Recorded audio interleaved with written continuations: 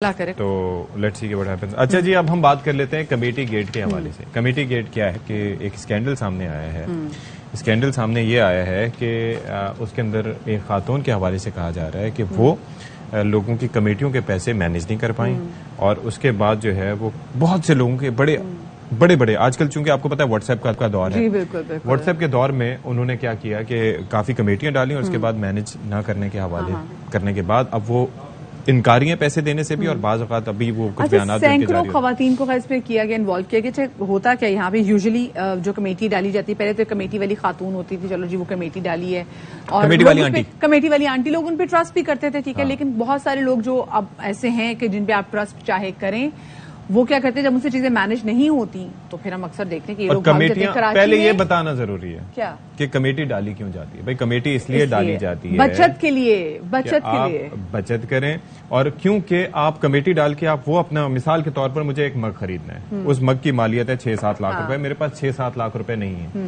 तो मैं एक कमेटी डाल दूंगा और हर महीने उसका एक अमाउंट देता रहूंगा और 6-7 महीने बाद बगैर किसी शरह सूद के मैं वो खरीदने में। और लोग बैंकों में क्यों नहीं जाते? क्योंकि घरेलू खवातीन के बैंक अकाउंट खोलने में काफी मसाइल होते हैं, फिर बुलंद शरह सूद की वजह से फिर वो लोग उससे और सूदी निजाम से लोग बचना भी चाहते हैं। लेकिन मसला यह है कि पाकिस्तान के कानून के मुताबिक स्टेट बैंक ऑफ पाकिस्तान या फिर सिक्योरिटीज एक्सचेंज कमीशन के जो ब्रोकर्स के अलावा कोई भी ये काम नहीं कर छोटे से छोटे घर में जो हमारी डोमेस्टिक घर में मासियां हैं वो भी सब कमेटी डालती हैं ताकि अपने घर की कोई अहम चीज ले लें, कोई बेड खरीद लें बच्चे की। और हम में से कोई इससे मुबर्रा नहीं है, किसी ने कभी न कभी किसी न किसी ने डाली होती है कमेटी। हाँ, ये कहीं ना कैसा होता है। आपको पता है अब तो कराची में डॉलर्स की कमेटी भी चलती है। आप डॉलर्स दें तो रुपीज में कमेटी, तो डॉलर्स की कमेटी भी होती है। तो खैर वो डिफरेंट की कमेटीज पार्टी डिफरेंट होती है। कुछ सिर्फ सोशलाइजिंग के लिए कमेटी डालते हैं और कुछ अपनी जरूरियात को पूरा करने के लिए कमेटी डालते हैं। हमने भी लोगों से पूछा आप कमेटी क्यों डालते हैं, तो लोगों का क्या कहना था, सुनिए। कमेटी इसलिए डाली जाती है कि जरूरत पे इंसान को काम आ जाइए, थोड़े थोड़े पैसे भरते हैं तो यकमुश्त जो उनसे ना वो पैसे मिल जाते हैं। कमेटियों का जो रिवाज है, किसी की शादी ब्याह, ये बहुत सारे बुनियादी मसले घर के जो इसी तरह कमेटियों से हमारे मसले हल हो जाते हैं। तो एक तरह से ये कह ले कि हाँ उनके एक सेविंग ही होती है जो उनको बाद में मिल तो जाती है सच, लेकिन जो अभी स्कैंडल हुआ उसको सुनने के बाद शायद लोग कमेटी से भाग जाएं।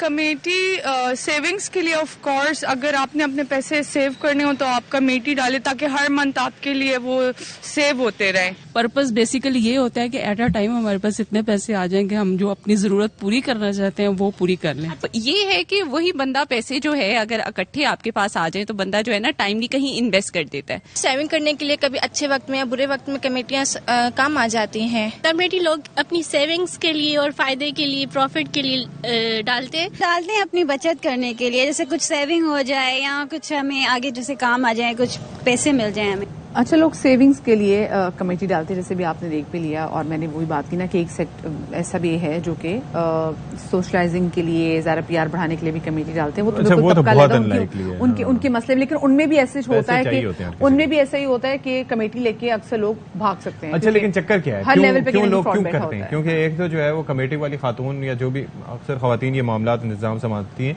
तो उसमें होता ही है कि वो समझते हैं कि चूंकि एक अरसे से ये काम कर रही हैं और सब लोग एक दूसरे जानते हैं, फैमिलीज को जानते हैं, तो वो ऐसा नहीं भागेंगे।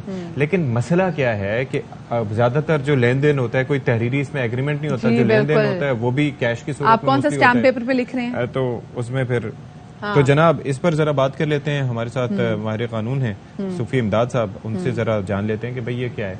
तो सूफी साहब, ये हम देखते हैं कि ये कोई ऐसी जगह नहीं है कि जहां पर ये कमेटियों का काम ना होता हो। मुख्तलिफ नामों से ये चल रहे होते हैं और इसको कर रहे होते हैं, लेकिन क्या आपको लगता है कि कोई भी कानूनी हैसियत है? ये इस एतबार से मैं पूछ रहा हूँ कि अभी आपको पता है कि इतना बड़ा ये स्कैंडल सामने आया, कमेटी गेट जिसे कहा जा रहा है कि 42 करोड़ रुपए का अमाउंट इसमें लगा हुआ है और जो खातून है उन्होंने तकरीबन सैकड़ों बीसियां डाली हुई थी और ये कमेटियां डाली हुई थी मुख्तलिफ जगहों पे, तो अब वो पैसे वापस देने से इनकारी है। कोई कानूनी कार्रवाई से मुताबिक हो सकती है?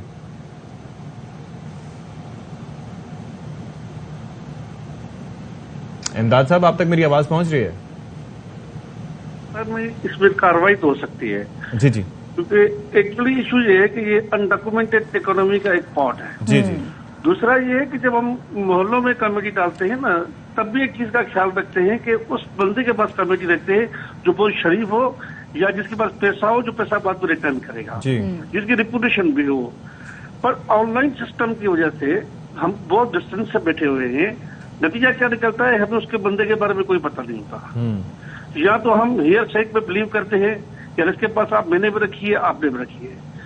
अब आता है कि ये क्यों होता है। बेसिकली ये फ्रॉड और चीटिंग के जिम्मे में आता है if intention is wrong. Intention का भी यहाँ पे बहुत अमल दखल है कि ये मेरा इंटेंशन ये है कि मुझे इसको पैसे इसके हड़प करने हैं, पैसे मुझे से खाने हैं, उसके तो कवानीन मौजूद है। क्योंकि जो ओरल एग्रीमेंट पे तो होता है ना, एक तो डॉक्यूमेंट है, ठीक है, मैं आपकी बात थोड़ी टाइम के लिए मान भी लूं, एग्रीमेंट के भी एक्सप्रेसिव इम्प्लाइड होता है ना। मैं आपसे जो लेन देन कर रहा हूँ वो भी, उसका भी कानून तो मौजूद है।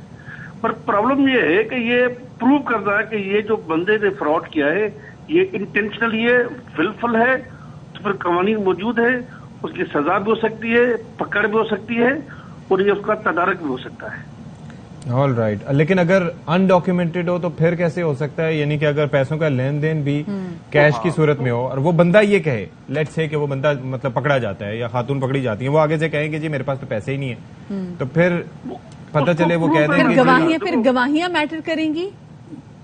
बिल्कुल गवाहियां मिल रही, क्योंकि जब मैं किसी को, पहला तो ये है कि मैं जब पैसे देता हूँ तो या तो मेरे पास कोई एविडेंस हो कि मैंने इसके बंदे के थ्रू दिए हैं या मैं राइटिंग में दिया है। जी। दोनों सूरतों में बंदा कंप्लेन फाइल कर सकता है कि भाई मैंने इसको पैसे दिए थे, ये उसका एविडेंस है, इसकी स्टेटमेंट रिकॉर्ड कर ले, अब फर्दर प्रोसीडिंग्स करें और उनको बुलाएं। अब प्रॉब्लम ये है कि जो जिसके पास जिसको पकड़ा गया है, अब वो उसके पास पैसा है या नहीं है।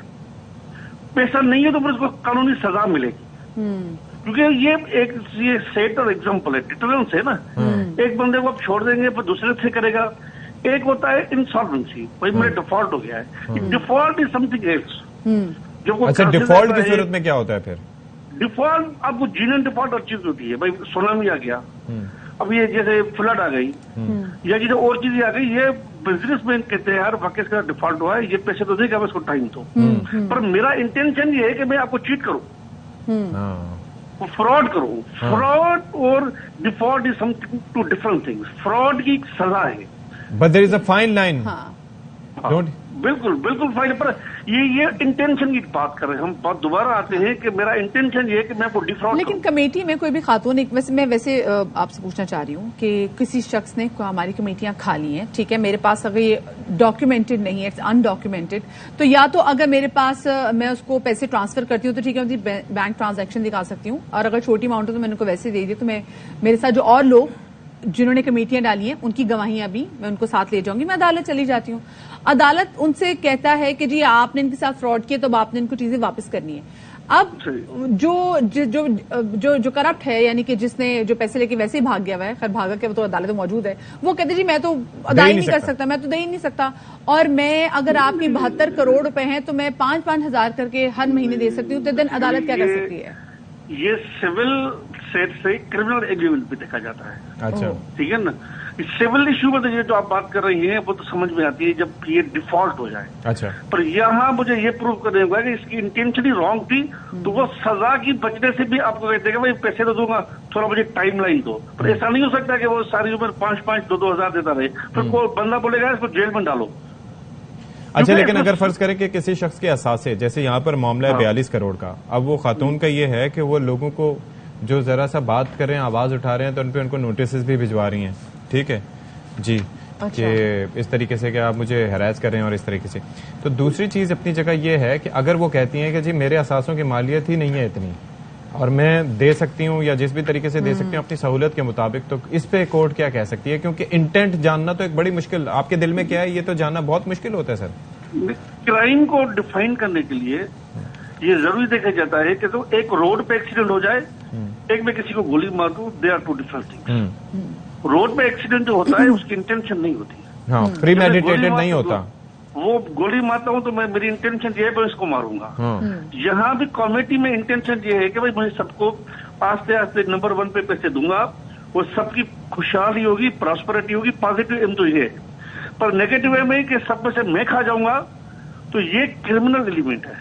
ओके, क्रिमिनल एलिमेंट की सजा होती है। और दूसरा ये है कि ये कोऑपरेटिव सोसाइटी स्कैंडल्स में, FIA में नेप क्या करती है, फिर जो पैसे इकट्ठे होते हैं ना प्रोरेटा बेसिस पे शेयर करती है।